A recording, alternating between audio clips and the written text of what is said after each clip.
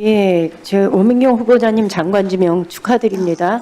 예, 조금 전에 존경하는 한지아 의원님 질의 내용 중에 한 가지 좀 확인하고 싶은데요. 보니까 아까 지적하신 것처럼 20년부터 21년까지 딱 1년 동안 더불어민주당 중앙당 윤리심판원 위원을 하셨네요. 이때 윤리심판원 위원으로 참여를 하게 되면 서약을 하는 게 있죠. 네. 네.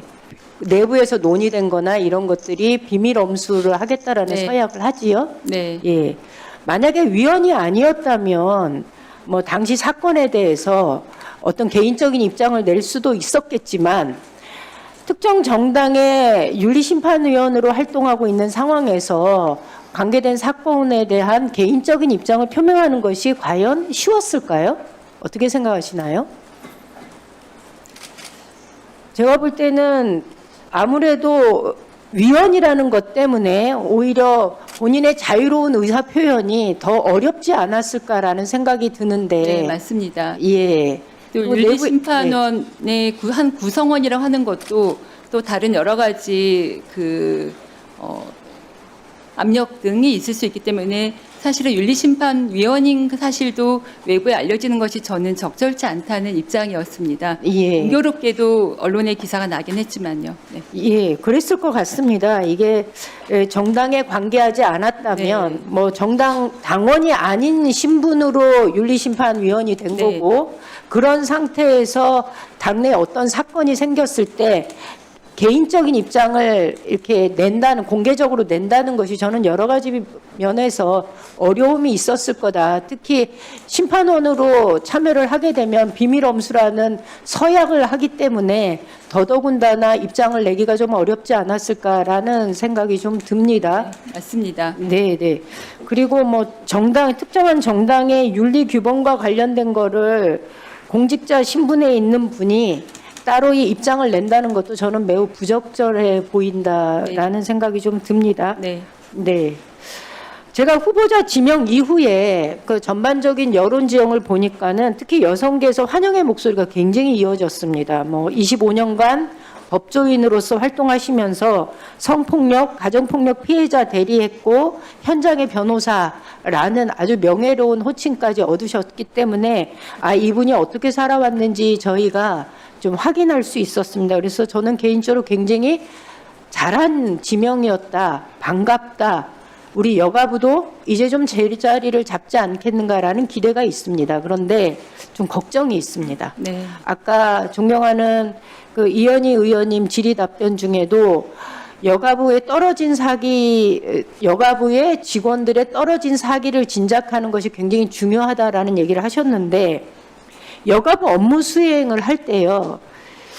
가장 필요한 것이 저는 정치적 역량과 이 힘이라고 생각을 좀 합니다. 이 부처가 이 여가부가 사업을 직접 수행하는 부처라기보다는 정책 사업을 이렇게 각 부처하고 협력하고 조정하는 역할들을 많이 하는데 그런 면에 있어서 우리 장관께서 그것을 충분하게 해낼 수 있을까 하는 우려가 저는 개인적으로 있습니다.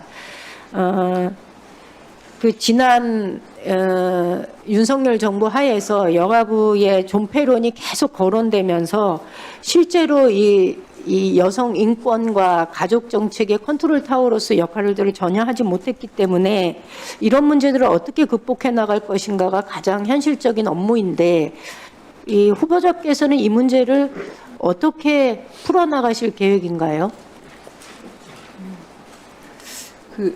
위원님께서 말씀하셨던 여가부가 해야 될 사명에 대하여 여가부의 구성원들이 확실하게 인지하고 그것을 달성해내겠다고 하는 의지가 제일 중요하다고 생각합니다.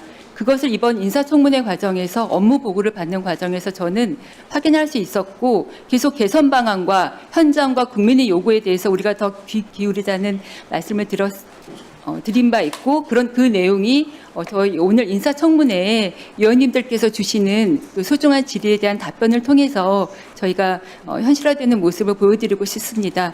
개인적으로는 오늘이 저희 장관 인선 여부에 대한 어떤 청문회이기도 하지만 여성가족부가 성평등 가족부로 확대 개편되는 것이 우리 국민 모두의 행복과 미래에 얼마나 중요한 것인지, 아까 서영구 의원님께서 말씀하셨던 출생률 조금씩 증가되는 것조차도 미래 세대가 미래에 대한 희망을 위원님이 말씀하셨던 정책을 통해서 받기 때문이 아닌가 그런 생각이 들고, 오늘 위원님들께서 주신 말씀을 통해서 제가 앞으로 장관이 된다면 위원님들과 또 정책에 대한 협의를 통해서 조언을 들으면서 잘 해 나갈 수 있지 않을까 하는 예. 각오를 그러니까 이거는 전문성의 문제가 아닙니다. 네. 후보자의 전문성에 대해서는 모두가 인정을 합니다. 근데 전문성을 넘어서는 대통령실과 각 부처 장관들을 협의하고 설득해서 정책을 이끌어가는 그런 유능함, 네. 이게 필요한데 그 부분에 대한 우려가 있다는 것을 저는 말씀드립니다. 네. 그리고 이 문제를 어떻게 풀어나갈 것인지